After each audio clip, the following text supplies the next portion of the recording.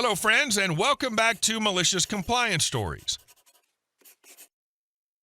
In this story, a restaurant owner tried cracking uncle jokes at a tasting, targeting the only woman at the table. What he didn't know? She was the one with the budget. But before we begin, best way to support our channel is to leave comments, like, and subscribe with the turned-on bell so you don't miss the new video every single day. Here we go. He mocked me all night, then realized I was the one with the money. Sometimes the loudest answer is no answer at all. I went for a food tasting at an Indian restaurant recently for an event my 3 older male colleagues / friends and I are planning. The owner immediately assumed one of my guy friends was in charge and had the money. I'm a rather subdued person at first, so I didn't blame him for the mistake. The tasting started out normally. The owner was giving his usual sales pitch and throwing in jokes. At one point, he turned to my male friend and asked if I could cook because apparently my skinny frame made me look incapable, and he was clearly assuming I was someone's wife, not a professional on equal footing. I just stared at him, blank, unreadable, and tense enough that he visibly shifted in discomfort. Not a scowl, not a snapback, just silence. Immediately, he stammered, "I'm sorry, I'm being an awkward uncle." But that wasn't enough to make me walk away from the tasting. As we continued discussing catering, corkage, and drinks, he gestured toward me while talking to one of my friends. "You'll need a limit on shots because you know the younger ones." Then he nodded at me. "They can go a bit crazy." My friend interrupted. "She doesn't drink, she's Buddhist." Undeterred, the owner went on, "Well, your friends probably do, because you know how girls go wild." It was a professional event. I came as a professional. At that point, all I did was glare. He clearly wasn't processing that I wasn't the young bimbo stereotype he wanted me to be. Then the kicker. Before we'd even confirmed anything, he showed up at the table with a spreadsheet of costs and the card reader. He handed it to me, grinning like it was the funniest thing in the world. "500-pound deposit," he laughed. "Don't worry." Look at her face. "Just kidding." The joke bombed spectacularly. I stared, the men around me looked down, and silence filled the table. Finally, I spoke. "We really appreciate the food, but the venue isn't what we're looking for." For the first time all evening, he had to hear it directly from me. Confused, he looked to my male friend for confirmation. "Well," my friend said, "it is her event." The owner's face dropped.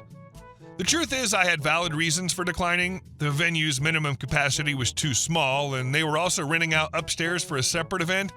But his complete lack of social awareness, the assumptions, the jokes at my expense, those are what really tipped the scales. He lost around $9,000 in business that day, and watching his awkward, stunned expression when he realized I was the decision maker, absolutely satisfying. I had valid reasons to decline. Being treated poorly, being treated less than, being the butt of misogynistic jokes are all valid reasons to decline the venue. Don't water it down with capacity numbers and other things they won't learn a lesson from. And our second story. My lazy coworker let medical waste pile up, so I set a trap. A few years back, I worked at a hospital in environmental services. For those who don't know, that's basically the crew responsible for keeping the hospital clean, hauling away the mountains of trash, and most importantly, making sure medical waste gets where it needs to go. Not glamorous, but absolutely essential. The job wasn't hard, but it was constant. Hospitals generate so much garbage. Think of every empty IV bag, food tray, dirty paper towel, used glove, biohazard bag. It all has to go somewhere. We worked in pairs and divided the hospital into sections. With ADHD, this job actually suited me. I was always moving, constantly walking, never stuck doing one repetitive task for hours on end. On a good day, I'd have my section cleared by lunch, then spend the afternoon staying on top of waste as it accumulated. That was before Ben. Ben was the new guy. At first, he seemed decent enough, quiet, kept to himself, not the type to cause trouble. But almost immediately after he started, things began going downhill. The first morning I noticed something was off. I thought maybe it was just a busy shift. The trash bins were overflowing. Not just one or two, but a lot of them. Bags stacked on top of bags, cans spilling out into the halls. It looked like we'd been short-staffed for a day. I worked double time, but instead of finishing my section before lunch, I barely cleared half of it. I didn't even get to the medical waste, which is the one thing you cannot ignore. Next day, same thing. Bins overflowing. By day 3, I knew it wasn't just a fluke. Someone wasn't doing their job. And given that I was busting my butt every day, I knew exactly who it was. I tried to give Ben the benefit of the doubt at first. Maybe he was still learning the layout. Hospitals can be a maze, but he needed a little more time to get up to speed. But things went by and nothing changed. If anything, it got worse. I brought it up to management multiple times. They were already feeling the heat from department heads complaining about trash piling up in the halls. They suspected Ben too, but here's the problem. He was a good liar. If anyone asked, he'd claim he'd already done that wing, or he'd say he was about to get to it, or that he'd had to double back because of medical waste protocols. Without proof, it was just my word against his. So I decided if management needed proof, I'd get them proof.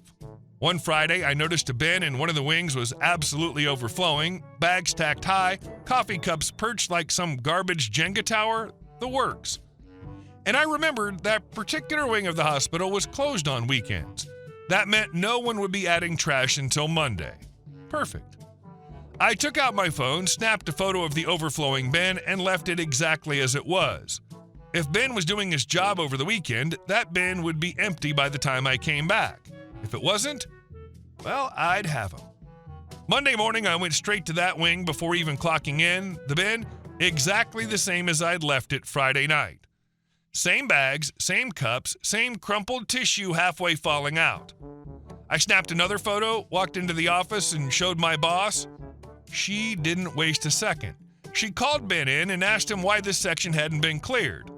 True to form, he started spinning his usual excuses, but then I pulled out my phone and showed the before and after photos. Friday overflowing, Monday overflowing, no way to spin that. Ben's face went blank. He didn't even try to argue, just sat there, stone-faced, like he knew it was over.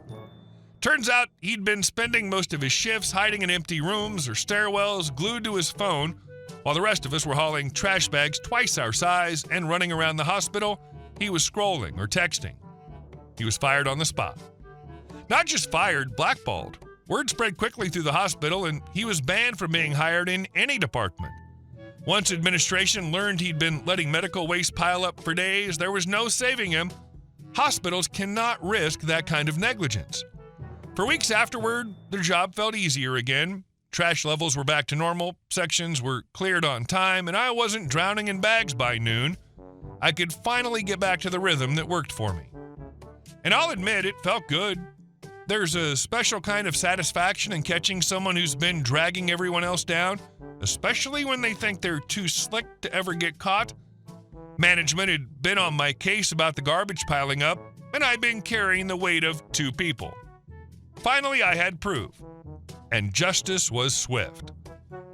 Looking back, I think what annoyed me most about Ben wasn't just that he was lazy, it was that he didn't care about how his laziness affected anyone else. Trash piling up isn't just gross, it's dangerous in a hospital.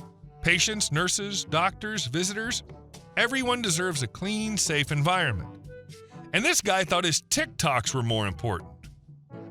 Not anymore. Catching him felt like cleaning up the biggest piece of trash in the hospital. And our last story. HOA tried to fine my uncle $10,000. About 25 years ago, my aunt and uncle moved into what was then a brand new suburban development. Half-acre lots, single-family homes, fresh asphalt, and a whole neighborhood of people still unpacking boxes. My uncle picked out a corner lot with a driveway big enough to park his pickup and his fishing boat. He was one of the first residents to move in. 6 months later, a letter showed up in his mailbox. "Congratulations, your neighborhood has been taken over by the HOA." They enclosed an application form expecting him to fill it out and pay dues. My uncle read it once, laughed, and tossed it in the shredder. That's when the harassment began. At first, it was the neighbors. One lady actually walked across the street while my uncle was washing his truck. "Sir, you can't leave your boat in the driveway. It violates HOA regulations." Uncle, deadpan, "I'm not in your HOA." She puffed up, "Everyone's in the HOA." "Not me," he said, then went back to hosing down his truck. But the complaints kept coming. Apparently his boat and extra vehicles were a thorn in the side of people who thought uniform lawns and empty driveways defined property values. His house sat on a hill with the driveway and garage on the main floor, but the backyard dropped steeply to the basement level. There was no way to back his boat around to hide it behind the house, even if he wanted to. The HOA didn't care. They demanded he move his boat into the backyard immediately. Adding insult, they'd fenced off his backyard themselves with white vinyl panels that lined the back road. So one afternoon, my uncle pulled out some tools and started dismantling a section of that HOA-installed fence to create a gate for access. Within an hour, squad car lights flashed in front of his house. "Sir," the officer said, "we got a report of destruction of property."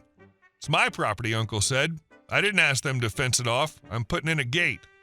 The cop gave him a long look, then shrugged. "HOA wants the fence restored by tonight. Consider this a warning." So he put the fence back up and left the boat right in the driveway. That's when the fines began. Week after week, envelopes arrived, $100 here, $250 there. Within months, they claimed he owed over $10,000. Then came the lawsuit. At court, the HOA brought out maps showing their boundaries, highlighted my uncle's lot in the center, and presented the police report from the fence destruction. They argued that because he lived within their borders, he was automatically subject to their rules.